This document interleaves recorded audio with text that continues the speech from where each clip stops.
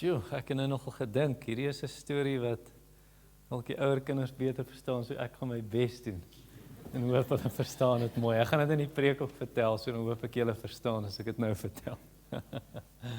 So Paulus het mos eendag op sy perd gery en toe sê hy is kwaad vir Jesus.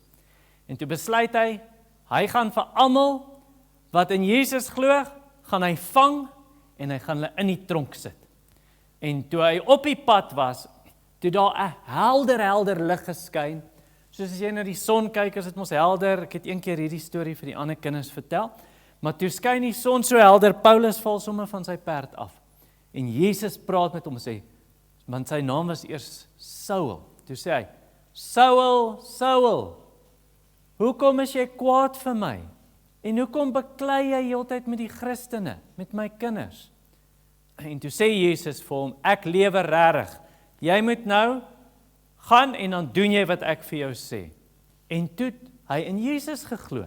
En toe het Jesus vir hom 'n nuwe naam gegee en sy naam was Paulus, want Paulus beteken klein. Miskien was hy bietjie kort, maar ek dink ook hy het gedink, ek's nie so belangrik en spesiaal nie, ek's maar net eintlik klein. En toe Paulus begin preek en hy het mense van Jesus vertel, en dan klim hy op 'n skip, en dan gaan hy op die see, en dan kom hy by 'n dorp, en dan preek hy vir almal, almal luister. Dan het hy eers by die Jode begin, en vertel hy hulle van Jesus, en sê hy, Jesus lewe regtig, hy is God se spesiale koning, julle moet luister. Dan wil hulle nie luister nie, dan jaag hulle hom weg. En dan gaan hy na mense toe wat nie Jode is nie, dan vertel hy hulle van Jesus. En party van die Jode het geglo, maar baie van die ander mense het geglo in Jesus. En toe eendag toe kom hy by 'n plek en hy begin preek daar en die mense jaag hom weer weg en toe is Paulus baie hartseer en daai aand toe lê hy in sy bed en hy dink ek wil nie meer preek nie. Dit is nie lekker as mense heeltyd met jou beklei nie en hulle is kwaad vir jou en hulle jaag jou weg. Hy dink is te moeilik en toe kom Jesus na hom toe. En toe verskyn Jesus staan daar in sy kamer en sê, Paulus, moenie bang wees nie. Ek is by jou, moet aanhou vir mense van Jesus vertel. Hou aan preek. Toe dink Paulus, ja, toe sê hy, dankie Here, ek gaan aanhou preek vir die mense. En hy preek vir die mense, maar is in 'n stad, is 'n groot plek, die plek se naam is Korinthe, maar is 'n baie slegte plek. Mense doen lelike dinge daarso. Maar party van daai mense het toe geglo.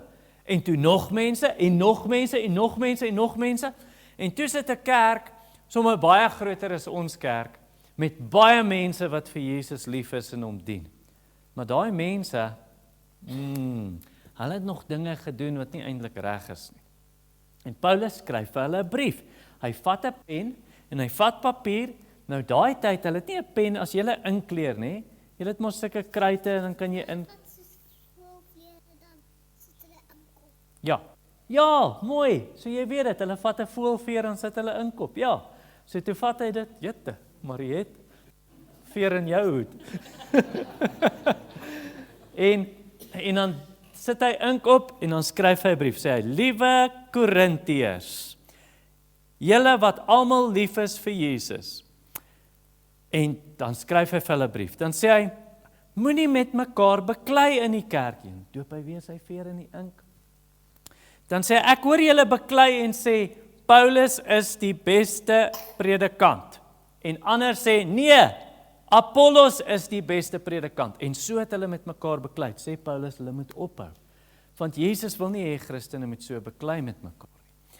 En toe skryf hy vir hulle, ek hoor in julle kerk, iemand het vir my gesê, daar gaan baie lelike dinge aan. Julle moenie dit toelaat nie, julle moenie sê, mense kan maar lelike goed doen en sê, dis okay nie. Dis nie okay nie.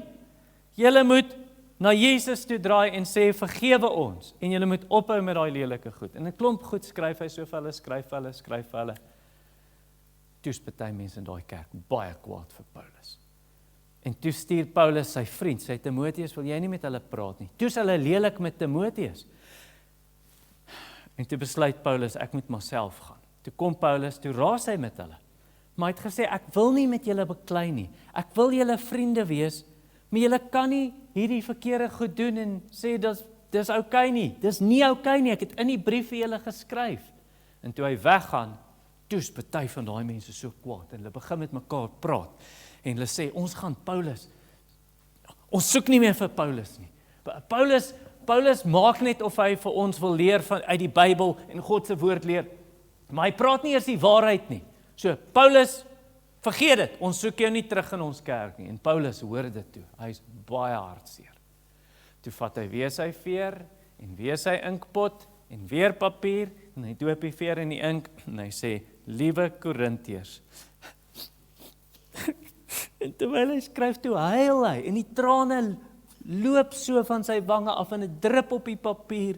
Hy het baie gehuil toe hy daai brief skryf en dit was baie hartseer dat hulle nie wil luister wanneer hy hulle van God se woord wil vertel nie.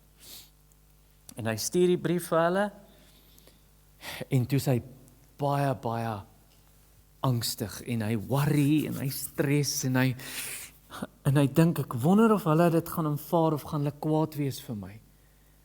Want hy wil hê dinge moet reg wees. En toe kom Titus, want Titus het so gaan, Titus was sy ander vriend, toe gaan hy sien toe en toe kom hy terug, toe sê Paulus, hulle sê hulle is jammer, hulle sê hulle sien, hulle het verkeerd gedoen, hulle is baie jammer. Toe is Paulus so bly. Toe sê hy, bring dadelik vir my veer, bring vir my die inkpot, bring vir my papier. En toe vat hy weer die veer uit, sit dit in die inkpot en hy sê, liewe Korintiërs, ek is so bly, ja, julle almal wat lief is vir Jesus, ek is baie bly om te hoor, dat ons weer vriende kan wees, en dat julle wil luister wanneer ek julle God se woord wil vertel. Maar daar was 'n paar in die kerk, net so bietjie, hulle het gedink, ons gaan nie vir Paulus vergewe nie. Ons gaan nie vir Paulus luister nie, want daar het toe ander mense in die kerk gekom, en toe begin hulle so, en hulle fluister, en hulle sê, moenie vir Paulus luister nie.